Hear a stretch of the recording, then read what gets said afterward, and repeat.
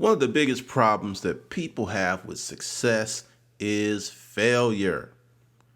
You cannot have success without failure. You can try, you can plan, you can plot, but it's just not going to happen. This week, I had the pleasure of speaking to someone that learned that lesson and they learned it well. But before we get into that, we gotta pay some bills, baby. If you want to change your life, improve your life, and make your pockets fatter, join Hustler University today. You have two options: the monthly subscription of $25, or right now, October 2013, have a special of $200 for the annual subscription rate. Join today.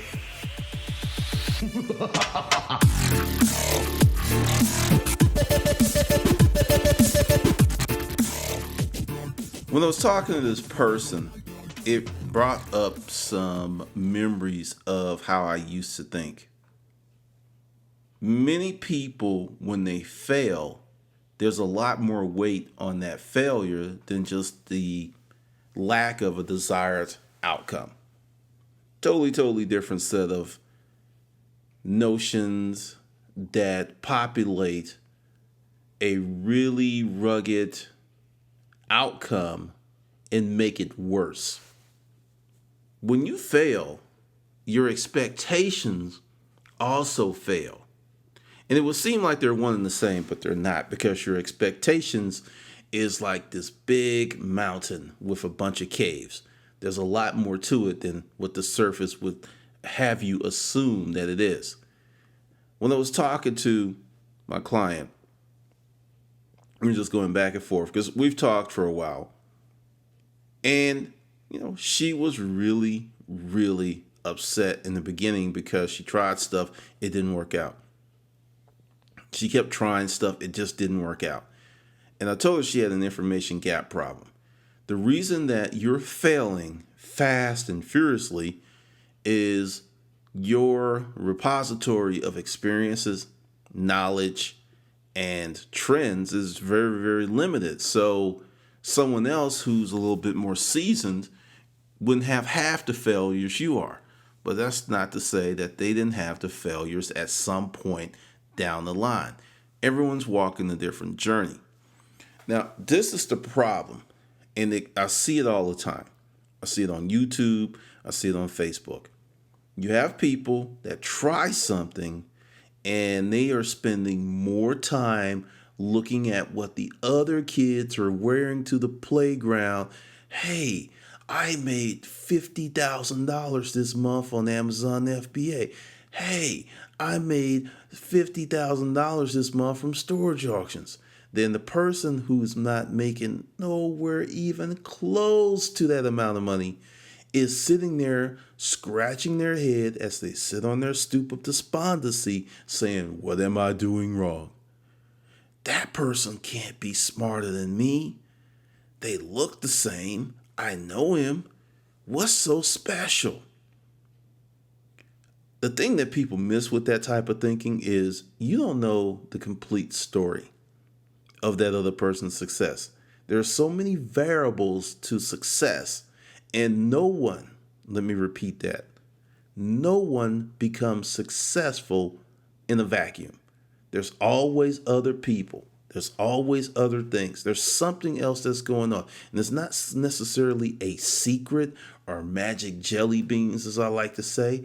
It's just, it could be something as, hey, they have $100,000 in the bank. There are many things that people don't talk about. They could have credit cards, like 6 credit cards with $50,000 limits. Those type of resources can make a normal person look exceptional because you don't know what they're working with. It is rare the person that starts a business with 10, 20, $100 and go on to make a full-time income. It's rare. It's very rare. It doesn't happen all the time. So many people that start their businesses start with a little scratch. So or a little knowledge. There could be something, that extra little thing that you don't know about, that made them successful, but you think that you have started off even Steven. The gun went off at the same time and you both started running. That's not the truth. That's not even close to the truth. You have to understand, in success, there's so much failure that you will maybe knock your head at times because you don't think that you're doing it right.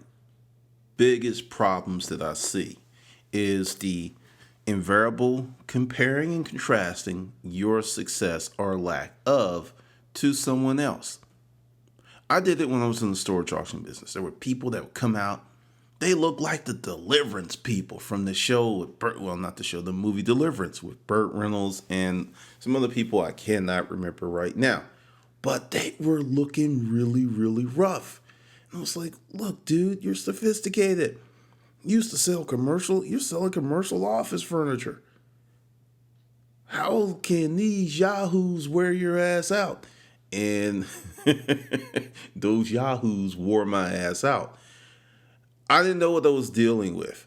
In the beginning, I failed, just like my client did. Now, the good thing is she stuck with it.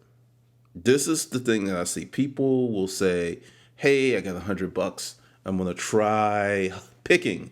And I got $500. I'm going to try storage auctions. And if it doesn't work out, I only lost $500. Do you realize that if you fully understand universal law and how your mind works, when you say stuff like that, you actually program yourself for failure. You're saying, hey, I'm going to throw $500 out there and I have a strong suspicion that I'm going to lose my money. That's what you're saying. You're not saying, well, what we're going to do is take $500 and we're going to take that $500 and we're going to learn from those experiences. When you operate in a closed loop, it will strangle your ass. And I see this. It's just like someone was talking about my YouTube channel. My YouTube channel is going on 5 years, being 5 years old. And I consistently put videos up. It didn't happen overnight. Actually, I even put some graphics up in another video where pretty much the first 14 months, I was getting 50, 60 views a day. I mean, that's just how it was. But I was happy because those views were high quality views and my conversion rate was crazy. 60, 80 people a day watch the videos. I make 10 sales. My conversions was just awesome. I was real happy with it. But I think the thing that helped me with YouTube, there was no one on YouTube talking about the stuff that I was talking about. So I couldn't really compare and contrast because there was no one to compare and contrast against, which brings up another point. If you will go out and do something different, you may literally discover a gold mine. But why don't people go out and do things differently? Because of the fear matrix. I may fail. And going back to what I was talking about earlier, about what else is wrapped up in failure. Say, you're doing picking and it's been 6 months, it's been a year, and you really don't make any money. In your mind, you're getting ready to chalk it up to like magic jelly beans or someone has an unfair event. No, this is what's going on. Number one, you're not learning from your mistakes. Number two, you're not taking it seriously. When I got in the storage auction business, people were like, ha ha ha, you're Fred Sanford. It was just a big joke. So these type of income generation businesses are still seen as kind of fringe, esoteric, strange as fuck. So you knowingly going in, those expectations, the ones I spoke of earlier, are going to be wrapped up on top of the failure. So say your goal is I want to make $500 a month as a picker or storage auction person, extra for my family. And you go out there and you do it, and it doesn't happen. First of all, the fact that it was strange, Frenchish, esoteric, and that show Fringe, I love that show. If you've never seen it, there's 100 episodes on Netflix. Check it out. Love Walter. Walter's my dude. Fringe science. It's just so weird. So you've got that apprehension on top of the failure. You have your broken expectations on top of the failure. So it's not just, hey, I wanted to make $500, only made two, only made three. No, no, no, no, no, no, no, no. The lack of not making the monetary goal is not as damning as the expectations. Those expectations are what really, really create the angst, the drama, and to add more fuel to the fire, you have people in two corners. You have folks who are going, you go, girl, you go, dude. And you have other folks, told your dumb ass that wasn't going to work out, but you didn't listen to me. No, no, no. You didn't listen to me. No. But I told you, that shit's stupid. The people who are clapping for you in your corner, you cannot hear them because of the echo of those few words from that group of people that dissented and didn't support you. You're going to take that negative energy in and you're going to run it through your step-up converter, and it's going to have more impact, more damage than the people who are in the corner clapping for you. Based on how you've been indoctrinated in the educational complex, the educational industrial complex. That's why these things happen, because you didn't get the gold star. No one liked it on Facebook. You know, there's a social term for that I can't think of, but it'll come to me. It'll come to me. But the whole deal is operant conditioning. The really simple definition is if you do something favorable, you get a favorable response. Like when you show up on time and your teacher pats you on the head, or you get a gold star, or you get a like on Facebook. Operant conditioning. That is one of the problems with being successful in America, because growing up through the industrial educational complex, that is ingrained in you. So if you do things and you don't get the desired outcome, that is just clashing against your operant conditioning development, which has been pretty much your lifestyle. That's one of the reasons that when I was growing up, the older people, those older generation, they knew what they were talking about. They may have not been able to quantify it or give it a name like operant conditioning, but they knew that to steadily praise you or to reward you for doing things would dampen and circumvent your drive. There's actually studies on that now that suggest the same thing. Too much praise is damaging. What I call the faux self-esteem complex. It's like, oh, you're wonderful. You're the best thing since the sun. With no results. It's one thing if praise comes and there's results. It's another thing if there are no results, no action, but praise. So when you are failing, all of that stuff comes into play. All of that stuff is the reason that the failure is so hard for you to deal with. And this is the genesis of what I'm telling you. Without failure, you will not be successful. The more that you fail, and this isn't fail as fast as possible, you may fail several times over a decade, but the more that you fail and are able to stay motivated, keep your energy and enthusiasm, to stay on point, to stay on track, and not become so despondent that you stop, you will gain more experience. And as you gain more experience, you'll be able to connect the dots and you'll be more successful. I'm at a point in my life where I can truly say I am not afraid to look like a fool. I'll tell you, in one of my groups, I was running t-shirt ideals by, and I was flat up told, your designs are ugly. It's other stuff. This shit sucks. And I was like, okay, man, when I first started this, because when I left the storage auction business, I was a big fish in a small pond. And I went to being plankton in the ocean. So it was a mind trip. And in the beginning, if I had got that type of feedback, it would have been rough. I wouldn't have stopped. That's just not my mindset. But I was able to like, okay, that's not working. That's exactly what I said. Okay, it's like, and it got a little testy, and I was like, hey, thanks, that's your opinion. And not once was I offended or ready to quit or just like, fuck this shit. No, because I know it comes with the territory. I may literally design.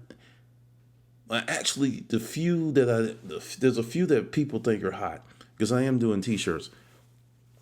And I wasn't bothered. I didn't lose sleep. You got to get to that point that when things do not work out the way that you want them to work out, otherwise known as failure, you can't lose your mind or motivation. You can't do that and expect to have long-term success because you will have so many unknown variables that will pop up in your life that it's just strange how that happens. It is just amazing that you will think you've got the game plan together, you've got everything set up, you've got business plan A, business plan B, business plan C, and then you go rent the spot, then you find out that the city council has changed the zoning and you can't have that business there anymore after you sign the lease. Oh, they didn't post it. Because you went to City Hall or the business license department and it was like, yep, this is good. And then the clerk who was new didn't tell you that the law was going to change on November 25th. Oops. I'm telling you, when I got my first business license, I went to the website. I thought I knew I had the money in the pocket because they only took cash or a business check. Thought I was ready. Got in there and it was like, whoa, well, if you're going to do this, you need to go over here and then you need to go talk to an engineer and planning. And I was like, whoa, we're just going to slap some paint on the walls. Nowhere was that stuff on the website. But if I had talked to someone who had gone through the business license process in Decatur, DeKalb County, they would say, oh, that's what they're going to do to you. Because anyone else like, okay, if you go there, let me tell you what's going to happen. If you are moving into a building that is not, they don't have plans on, if you're going to do any modifications, and they do consider painting the walls as modification, you're going to have a print, a diagram of the building. I actually, because I have a few artistic skills, I was able to get some graph paper and I measured the building. I drew it up myself and the guy took it. So, because to do another plan, if hiring a graphic artist or a draftsman, it was like $150, $200. And that wasn't so bad, but it was the time it was going to take because we needed to get open. So I drew that up in like 2 hours from, getting back, finishing, measuring the spot, putting it on graph paper. And I'm telling you, I actually put I have a friend who owns an engineering company. And I remember looking at plans and stuff. So I started putting those little symbols and stuff like that. And I made it a photocopy and the guy bought it. So understand, when you're going into these things, there's so many things that are going to happen. And it doesn't mean that you're a bad person. Doesn't mean that you're stupid. No, it's just your experience level. You have an information gap. Anytime that I fail, I look at it as an information gap. I didn't have enough information. And sometimes the only way that you can get that information is to engage and go forward. That's it. You could talk to your mama, you could talk to your daddy, you could talk to other business owners. But for your business, that sometimes is the only way that you're going to get those numbers to help you make better numbers in the future is to go out there and fail. It's ugly to some people, but if you condition your mind, this is what I'm talking about when I mean the hustler's mindset. When we had this recent debacle with the children of Congress, because I lump all of them into the same group, with the Republicans being the bullies and the most staunch whiners. And I just looked at this and it didn't faze me. Number one, they're going to have to solve those problems. They're not going to keep this, they're not going to let the United States of America go bankrupt or shut down. Are you kidding me? Not going to happen. Which is why I thought the Republicans were dumb as fuck, because you can't win. Now, this is just me, and I'm not going to take too much time with this. If there was like some type of grand manipulation, that was a distraction move. Because you have to ask yourself, what else happened while everyone else was looking at that? Sun Tzu, the art of war, banish your swords. That was a distraction. There was something else going on. Because none of these people are stupid. But that's my conspiracy theory for you today. But the whole deal is, even when that was going on, I was like, so I am going to get mine. If I have a business, a matter of fact, I do have a business that changed dramatically. Many of you who are listening to this, you learned to me from the storage auction business. Newsflash, storage auctions are not hot anymore. I knew that was coming. I'll be unvarnished with you. I am surprised the craze lasted as long as it did. I couldn't believe it, because I figured a year, then it would just water down. No, it went strong for almost 3 years. I was blown away. Totally blown away. But I planned for that event because I knew it was coming. Even though it was delayed, I knew at some point it was still going to come, because storage auctions are inherently hard. Anyone that tells you, oh, they're easy, they're lying to you. They're lying to you. Just note that. So when it came to the end, I was like, okay, what are you going to do? What are you going to do? Because the original plan, just to give you a little background about me, I wanted to write the great American novel, this fiction novel. But hustler mindset, I was like, okay, what's going to pay the bills? And that's just a practical decision, because I have 14 books written, and there's only like 6, 7 dealing with storage auctions, Craigslist and stuff. And the other ones are fiction. And they're under a pen name, and no, I'm not going to tell you, because I want to see what I can do as a naked artist. And what I mean by that is, if I go ahead and like onto my channel and like, hey, I write this, I would get more sales. I have a lot of people, and you don't want to say thank you to those people if you're listening, who support me, who've bought everything I've done, and they're in my corner, and I really appreciate those people.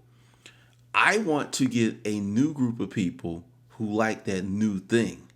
And the only way to do that is to do it in the blind, so no one knows who I am. And we discussed this in our writing group, because it's like, hey, just write under the pen name and let your fans know that you have this other stuff.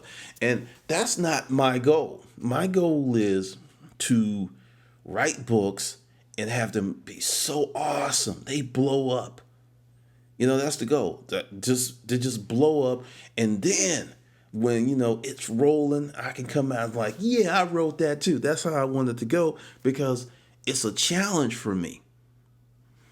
I'm not taking the easy way out, because I always wanted to be a creative person, and this is something I can do the rest of my life. The storage auction business gave me so many storylines. I haven't even told all of the storage auction stories, giving you all the stuff that can't. I stopped that because the TV shows were picking my pockets.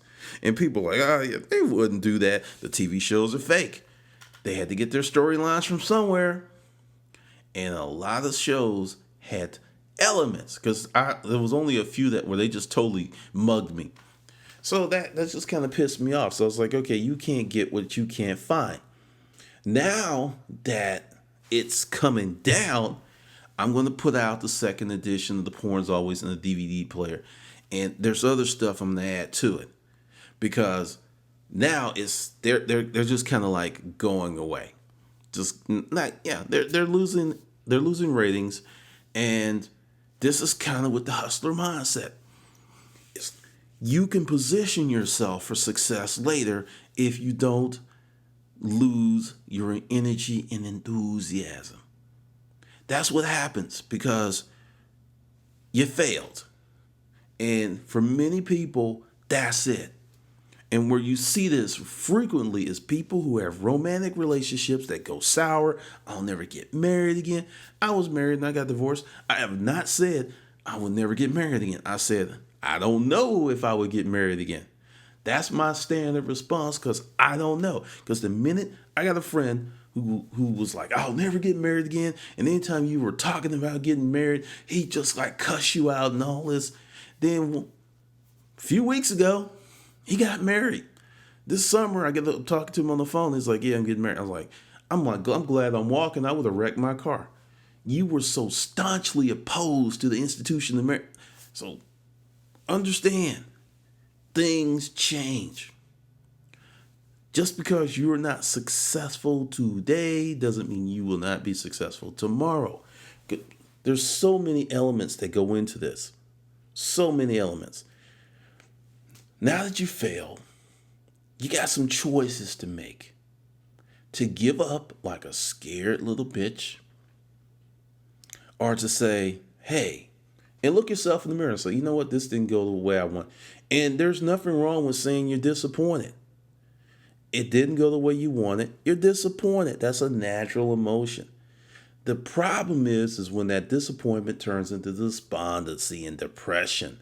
It saps you of your energy. It saps you of your drive. And next thing you know, you're not doing anything. You cannot be successful sitting on your ass. You cannot be successful being afraid to fail. I'll give you an awesome testimony of failure. And this will deal in the dating arena. There was someone I was crazy about.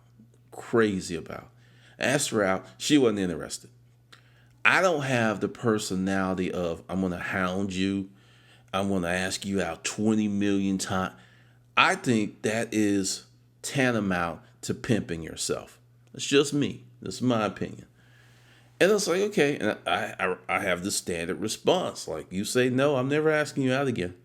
And it hasn't happened. That's something I said I'm never doing. And typically, when I get that type of response, it's like, she's not interested. I'm not going to try to convince you of my greatness. I'm just not going to do it. So 5 years later, I'm at a party, chilling, and I see her. And this is like the first time I've seen her in a long time. And you could have thought we were like the best of friends. And I took notes of stuff, and I made, I did a few things. I'm always playing games. And I would go from one room to another, see if she show up, and she showed up. And no, I'll just speak to the end. Well, did not ask her out. She did not ask me out. But I knew in my heart of hearts that if I asked her out, she would have said yes with glee. And the reason is I was not properly evaluated 5 years ago. And people do that all the time. And do the social sanctions. It's rare that a woman's going to like, when you asked me out, I really thought you were this, but, you're a hell of a guy. And I'm going to ask, no. That happens in the movies. It was just smug satisfaction because when you fail and you don't stop and you keep working and you keep doing what you need to do, you command the respect of other people. I had friends who thought I was nuts to do YouTube.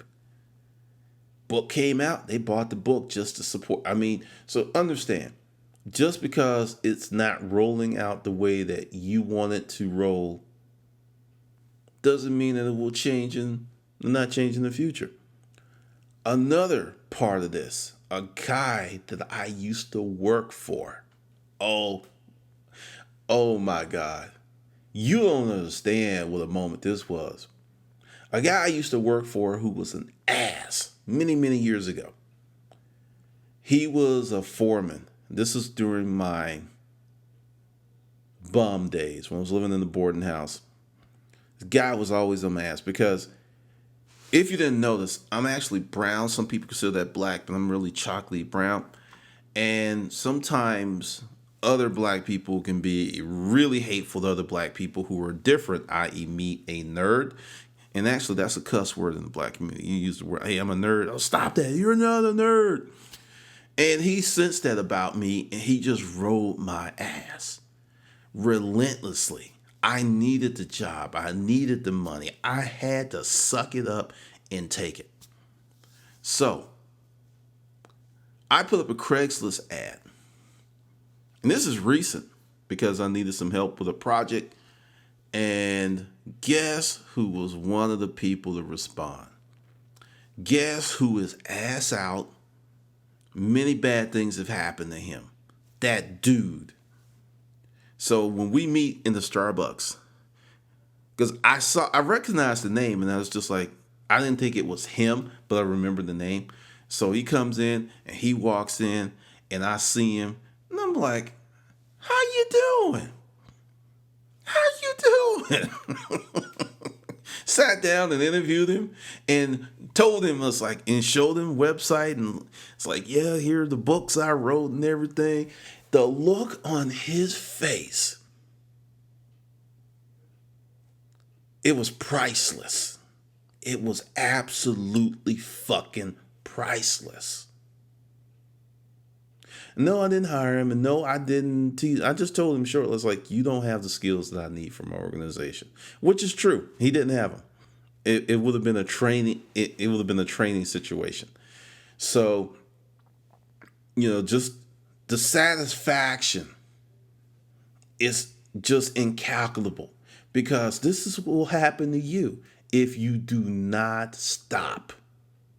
If you do not let failure define you and make you just say, hey, I can't do no, if you're tapping out, it's like, I'm not going to do it. You will have experiences like this. And the more that you go through, the more rewarding these experiences will be. Because it is freaking awesome that you can be in such a horrific place in life.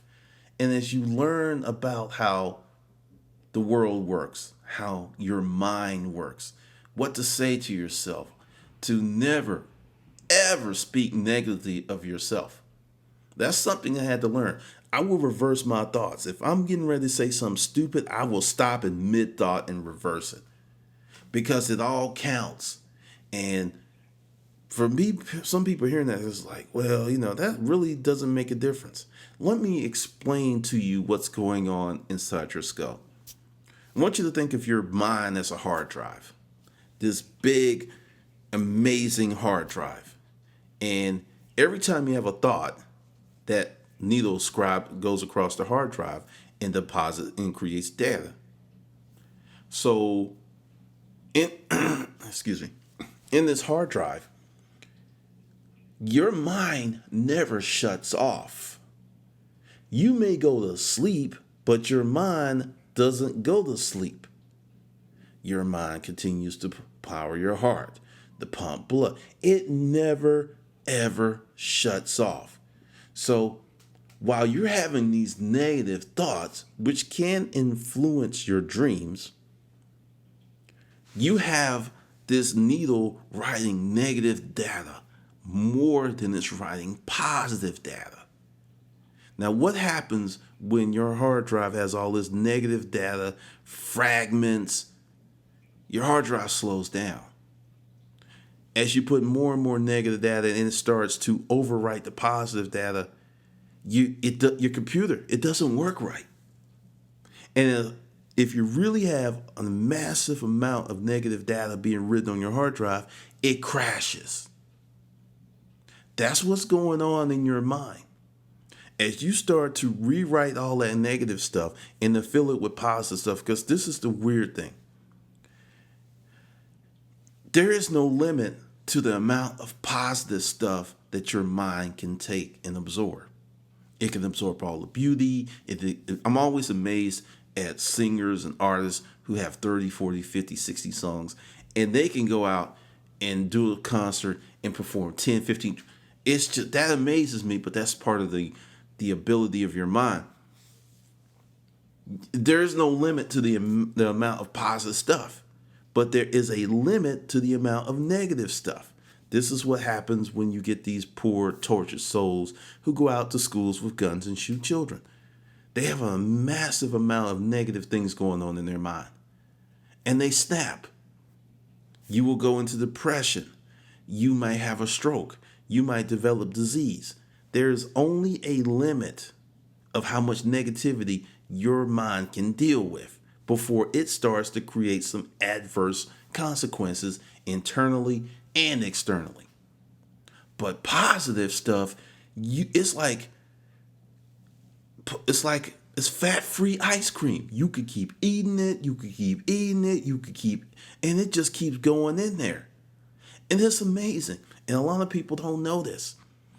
That's why sales and personal development are so closely related, because as a salesperson, you have to be on it. You got to have the positive self-talk. I want you to know some things. Back in the day when I was a kid, and you see athletes mess up, they cuss themselves out. They'll go throw helmets, and you'll still see that to a degree, but not as much. You'll also see something else too. You'll see superstars, like Calvin Johnson. They'll do a touchdown and they'll just give the ball to the ref. I think Emmitt Smith was like that. You will see these guys. They don't get too high. They don't get too low. People are learning, and a lot of athletes have a sports psychologist, because they know that you can spend hours in the gym, running track, running the field, running your routes, running your drills, learning your plays. But if your mental environment is funky, all that hard work can go down the drain in an instant. If you get your mind together first, everything else will follow suit. There are people who do what I call external ornamentation, like Christmas tree decoration.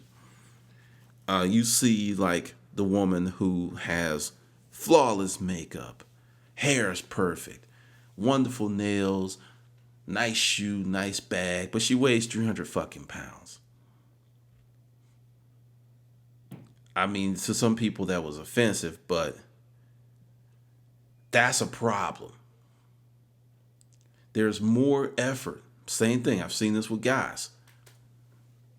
Flawless. They dress well for a big guy. I want you to think about this. If you have anybody elderly that's in a home or assisted living facility, right? How many 300-pound, 60, 70, 80, 90-year-olds you see? Not that many. Not that many. Because there's a serious load on all your organ functions. I'm a big guy. I'm 255. But I have muscles you can see when I put my shirt on. You can even see them in my legs. So that's a lot of lean meat. I have fat I need to lose. But there's a lot of leanness. When I did my body composition thing, I was like 20. It's still high. I was like 24% body fat. I'm more solid. So you got to understand. And that's me following my own advice. I'm working on the inside more than I'm working on the outside, because you see me running around town. A lot of times I look like a bum. I need to stop that. But I'm working more on the inside, educating that mind, doing that stuff. And, speaking of the gym, you will fail. 6 months, 7 months ago when I started back, I was deadlifting like 2 something. I can yoke 545. Before I got to 545, I missed 515 several times. Just couldn't do it. But I kept going on, and I did some backloading. See, and there's this cycle. This is what I'm talking about. Just because you can't do it today doesn't mean you won't be able to do it months from now. But you can't get to the months from now if you stop doing what you're doing today. And that's the thing. People like just stop and then it's like, I'm doing me. I'm trying to figure me out. No, you're a scared little bitch. You got your feelings hurt. You got yourself in a position where operant conditioning kicked your ass. And this is why we love leaders. This is why we love people who go against the grain. When you do something that you know that a lot of people are going to go, I don't know about that. Woo, really? Do any of you have that aunt or that uncle? All they can do is say, I don't know about that. Just disapproval, just ringing all throughout their voice. I have people like that. I don't talk to them because I am not going to be infected by their negativity because I know better. I know that, and this isn't to be harmful and this isn't to say don't love your family members, but if you have certain family members who are exceptionally negative, it is not in your best interest to spend a lot of time with them. Holidays may be something, but don't spend too much time with them because they're going to try to contaminate you with that negativity. Because when you come up and you're being successful and they're still negative, it creates clash and conflict and it creates problems. A lot of problems. So understand, failure is not the end. Failure doesn't define you. It's just a part of the process of success. And I touched on many different things from business, working out, dating, because that's your life. Your life isn't just a business. Your life isn't just, whatever, if you're doing eBay or Amazon, you're probably married. If you're not married, you got family. Your life is bigger than that thing that you're allowing to weigh you down and make you feel less than who you are. And as you gain success in each quadrant and section of your life, it builds up and you become better and you become more robust and you become successful. Success is a journey that is filled with the rocks and the avalanches and the volcanoes of failure. It's just it. That's just how it is. And if you learn to smile through all that, keep your wits about yourself, and not go butt fuck back crazy because things didn't work out, you will be successful. You will be successful in everything that you try and maintain. It's not enough to start it and then dip. So understand, success is a wonderful thing that can be yours if you're willing to continue to push. All right, this is Glendon Cameron, and I will see you on the good side.